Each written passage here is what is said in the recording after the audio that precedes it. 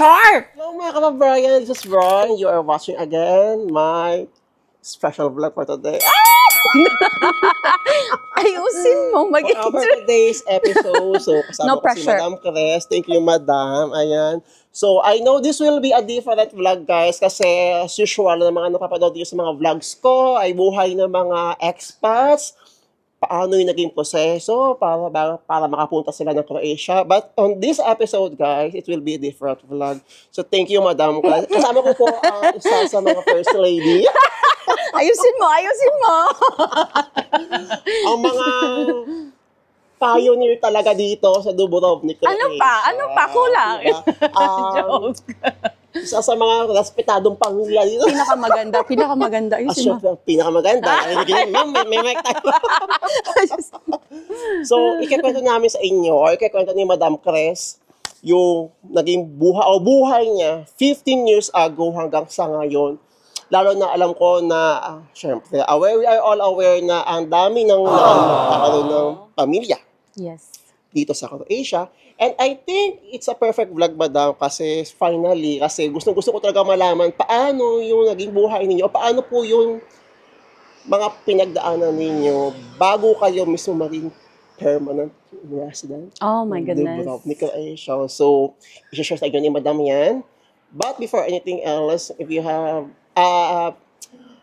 may mental block ako, Madam. Before anything else, please help me to reach 11,000 subscribers and please don't skip ads. So, sa mga may jowa dyan, may mga boyfriend, girlfriend, may mga pamilya, this vlog is for you. Madam, thank you so much. Oh my God, okay. Yeah. Thanks, Bri. So, Dam, kasi ako kasi guys, sa mga di po nakakaalam, ever since 3 years ago, pumunta ako ng Dubrovnik, si Madam Cres, yung isa sa mga unang Pinoy ko pong na-meet na hindi worker dito.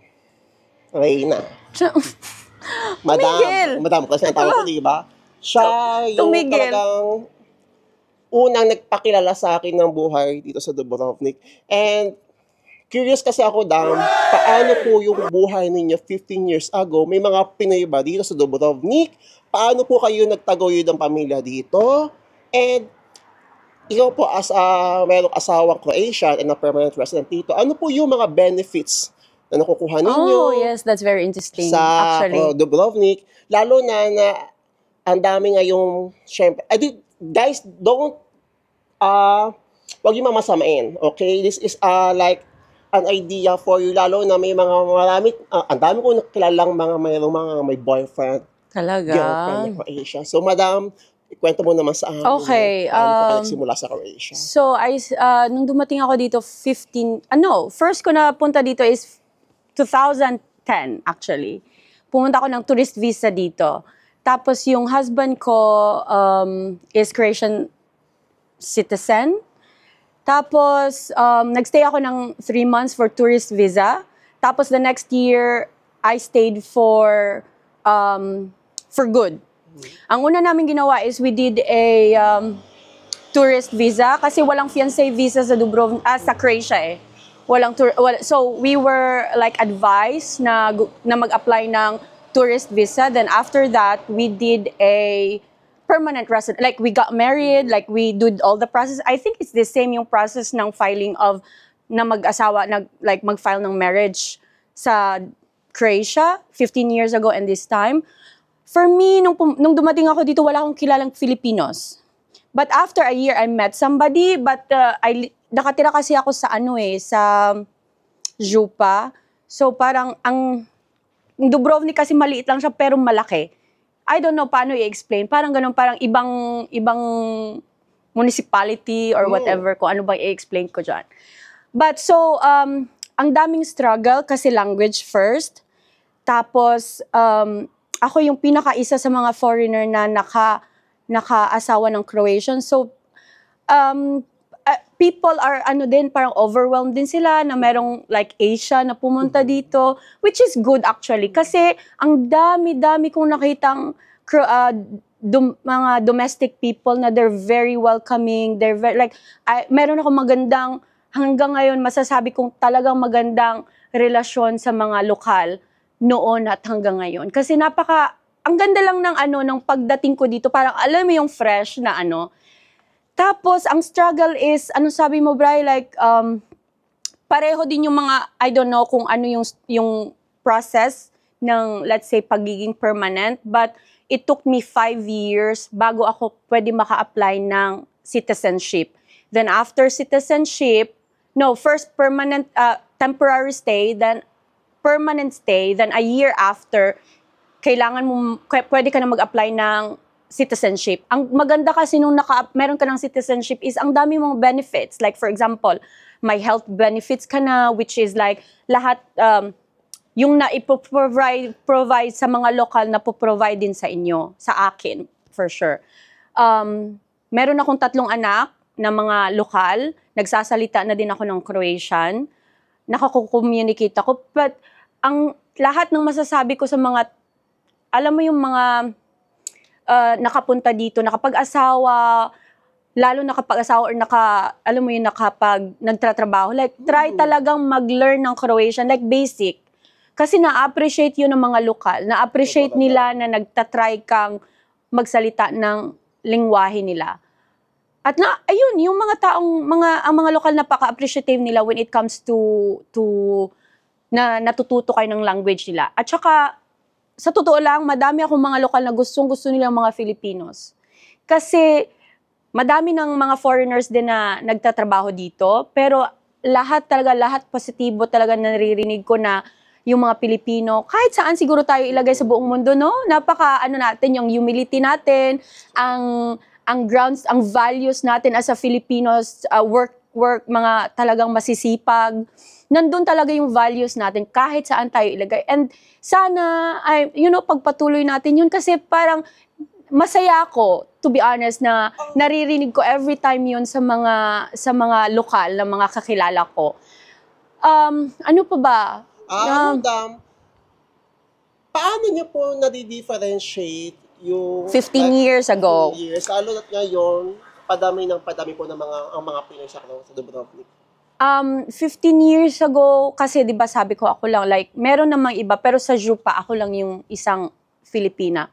Let's say sa food, sa pagkain, talagang walang mga toyo, walang mga ganun. Ngayon, ang dami na natin mga resources, yung sources of food. Tapos yung struggle din ng, kasi mahirap ka talaga dati sa sobrang, kasi hindi pa ganun ka-boom din yung tourism sa Croatia 15 years ago. Meron, like, sa Dubrovnik, I would just say, lahat ng sinasabi ko yun just for Dubrovnik, okay?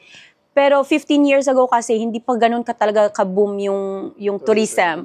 So, medyo mahirap din kahit sa lokal maghanap ng trabaho kung hindi ka marunong magsalita ng lingwahe nila. Para sa akin, yun yung nangyari. Talaga nahirapan ako maghanap ng trabaho din kasi hindi ako nagsasalita ng Croatian.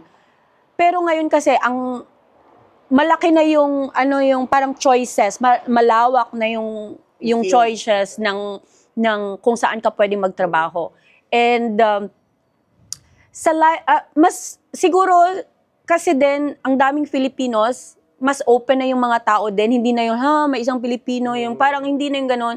Hindi na yun parang normal na Pilipino. Mas ang iba ngayon parang iba yung edge mo pag marunong na, natutuwa sila pag nagsasalita ka ng lingwahe nila. Kahit ngayon last time nasa isang ahensya ako ng lokal na gobyernong ahensya, may ginawa akong paper job, tapos nagsasalita ako ng Croatian. Sabi nung babae, sabi niya, uy, nagsasalita ka ng Croatian. Sabi ko, matagal ka na dito. Sabi ko, sabi niya, ang galing. Yung parang, alam niyo yun, yung masaya, makaka-proud din. Ano pa ba? Mas open yung mga tao, madaming resources this time, dahil nga madaming hindi ka nagugutom. Dati wala, kahit toyo, ang hirap maghanap ng toyo, dear ha. Like, grabe, nagugutom ka paratis, like, Christ, like palang Pero ngayon, iba na talaga, iba na. Ang benefits naman ng pagiging lokal is, ayun daw sa education po naman. Sa education ng mga anak ko, kasi 'di ba sila Croatian citizens sila. So lahat ng mga benefits ng mga lokal na a-avail nila, free school, free dental, free ano pa ba, bus, lahat ng mga libre. Ito guys ay about sa mag-asawa na merong asawang lokal po. Lokal yung asawa ko. So, Lokal hindi yung natin asawa. alam kung paano yung case ng parehas na Pilipino kasal dito. Ito mo, ganun lang. Meron ako kakilala, pero iba kasi sa kanila, yun din yung ano, how to say, difference ng pag-asawa mo lokal or Kailangan ng residency. yes, kailangan mo ng residency. Yung mga benefits ng mga anak ko is pareho din sa mga ano. Pero to be honest, parang meron akong kapitbahay na Albanian sila. Lahat din naman ng benefits ng mga lokal na anak tapos foreigners. Meron naman silang mga benefits like free school, free bus, free books. Ano pa ba? Yung mga ganun, lahat naman, hospitals and everything, dental, medicines, kung prescribe ng doctor, libre din. Wala talaga ako masasabi. Pati in my part, alam ko na pag naka-register kayo sa Hazezeo, may free dental check-up kayo for sure ng twice a year, free cleaning twice a year. I think quarterly, pwede kayong magpa-dental. Pero yung free cleaning is twice a year. Sa mga babae, gynecologist, pag naka-register kayo, worker kayo, gusto nyong magpa-pap smear, merong mga free, it's free. It's free. Hindi yun siya, inaano pa, kailangan kasi benefits mo yun na nagbabayad ka ng tax. Mga ganon, like health cares. Meron akong kakilala na nagkaroon siya ng like some troubles. May din siya, may sick leave, tapos with pay. Merong mga ganun din. Meron din mga ganun. Pero hindi lang ako sigurado kung gaano kalawak ba talaga. But in my part, nung temporary stay ko, okay naman. Wala naman masyado akong struggle, to be honest. Or siguro, I'm just, light person na hindi talaga din, Paano po dam pala ito, since kayo ay PR dito, dam? Yung family reunification po, dam. Family. Meron po ba kayong na-encounter sa part ninyo? Like, for example, you can bring your family here, since PR po kayo dito. Permanent residence. Ako kasi, citizen ako. Citizen ako. So, pwede ko nang i-invite yung mama at papa ko. Pwede ko, yung kapatid mo, pwede mo silang i-apply pa, pero pero alam ko yung parents mo, pwede mo silang i-apply ng permanent stay kung gusto lang magstay. Pwede ko na ding kung gusto ko mag-tourist visa yung mama at papa ko, pwede ko din silang i-apply na ako mag-apply sa kanila. Kasi parang yung ginawa ng asawa ko dati, in-applyan ako ng tourist visa. Parang in-invite niya ako. Yun din yung pwede kong gawin sa mama ko. Pero this time, pwede ko silang i-apply ng temporary stay. Tapos kung mag-stay sila ng 5 years, because it's family connection it's not work, hindi yung tourist visa Pero kung permanent stay, pwede sila mag-stay ng 5 years, tapos after that, pwede na silang mag-apply ng permanent then citizenship. Yun, ganon. Ayun guys, alam nyo na, lalo na sa mga kasi naman, madam, kasi itong kausap ko. Over. No, I hope na nakapagbigay ng idea tong vlog na to. And gusto ko lang tanongin sa inyo, ano po yung ugali ng mga anak ninyo na tingin ninyo is namana sa inyo as a Filipina? Pagkain. Favorite food nila, mga Filipino food. Talaga. Napaka, nila. Guys, kung alam ko, makikita niyo yung mga anak nito. Pag katabi, mukha na akong luya. Mukha na akong patatas. Pagka gano'n. Mga sila, mahilig talaga sila sa Filipino food. Kanin. Nagkakanin po ba kayo? Oo, nagkakanin. Curious kasi ako, ano bang... Hindi araw-araw. Kasi siguro nasanay na kami sa bahay na... Pero, alam mo yung comfort food? Like talagang Filipino comfort food. Tsaka athletic yung mga anak nito. Oo, tapos gusto nila yung pag nag-gather kami ng mga Filipinos, talagang na-appreciate nila. Na-appreciate nila yung, hindi chaos, yung saya. So yung saya na nag-videoke, nagtatawanan, ang daming games, at least na-appreciate nila yung mga ganon. At saka guys, sa mga di po nakakaalam, isa po ito guys, Madam House, personal ko to ha.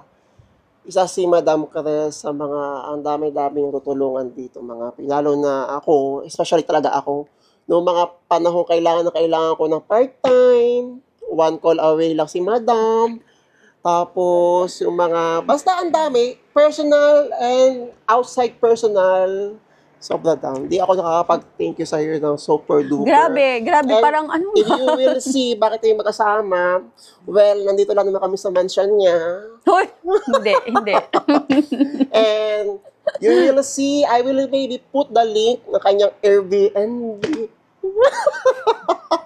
Yeah, I will tour you, I will make a short video, a tour.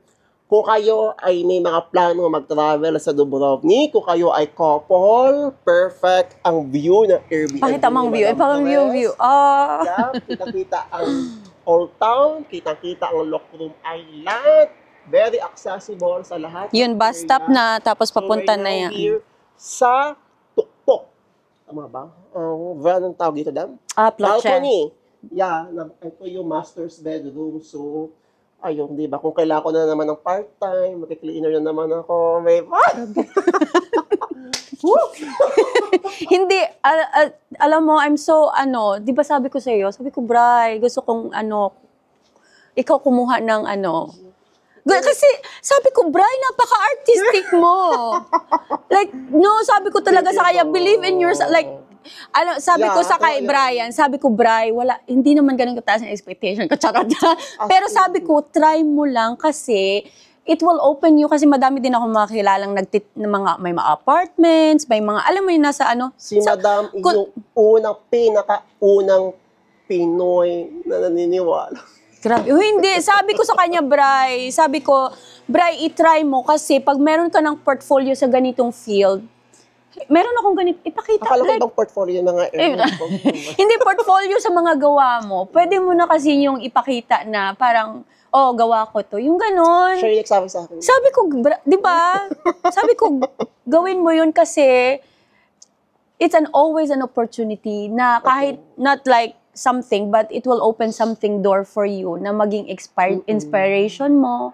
Malay mo, maging professional. Malay mo, maging professional. Gusto ko maging katulad mo lang daw. Gusto ko lang maging housewife na magpipicture-picture lang mga. Ako din. Dahil gusto ko din yan. Ay, kakalpentera to ng sariling bahay. Hindi, kasi mga artistic tayo eh. Ayun, mga aligaga pala, hindi artistic. Kaya natin lahat. So, thank you. Thank you, And finally, naiyak kasi ako magsabi sa'yo daw kasi syempre, untouchable ka. Very, very private yung buhay mo. So ito guys, tong vlog ito is biglaan lang kasi nga nagkakaroon kami ng photoshoot dito sa Airbnb. Again guys, I will put, kung hindi man sa link na description, sa comments, kapag okay na yung link ng Airbnb, kung kayo ay may mga mag-honeymoon, kung kayo ay mag-jowa, mag-celebrate ng summer, dito sa Dubrovnik, since open na ang season, ayan, yes. I will put on the description or comment ang link ng Airbnb ni Madam Perez. And thank you so much sa pakitiwala. Thank you. Thank you so much. Thank you. Guys, I hope na this is ibang klaseng vlog to. Hindi nyo to yung vlog na ina-expect ninyo na may mga applications na may mga agencies na naman na related. So ito ay sana maka-million views. No pressure na. Again, guys, thank you so much for watching. Madam, thank you so much. Bri, thank you. Actually, ako nag-invite sa sarili ko. Bri, kailan Yeah. Hindi, I'm really looking forward sa marami pang part-time mo, offer mo, and yes. I'm really looking forward pa sa mga Pinoy na matutulungan mo pa. Talaga lang ha. Yeah. Sabi ko nga sa inyo. I don't, sino ba din? Maniwala kayo guys sa akin, ang dami niya tutulungan nito, ang dami niya connections that we don't have. Kung alam nyo lang talaga. So, Madam, thank you agad-agad. Naghahangad na ako na maraming part-time. Bibigyan natin si Brian ng part-time. Yeah, ito na nga ginagawa to. Ito na. Part-time. Yung mga ganito, next time, sabi ko, Brian, sabi ko, isasend ko talaga sa group ng friends ko, like, hey, you wanna check it out? Who took my apartment? Hindi talaga.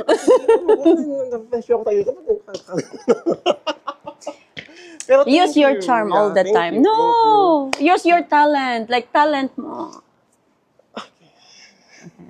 Talented siya. Bakit hindi niya pinapaniwalaan yung sarili niya na talented siya? Ayun, so, pinag-answer kayo. Tama na daw.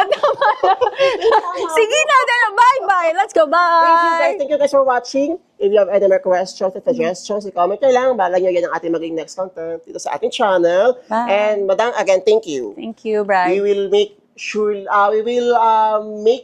na itong apartment natin, na nyo pala, ay magiging fully booked every month of the season. Let's claim it. So thank you so much guys for watching and see you soon on my next vlog. Bye! No. Uy, alam mo, Naka-record pa yan. Tingnan nyo. Dinig yung boses natin. Anong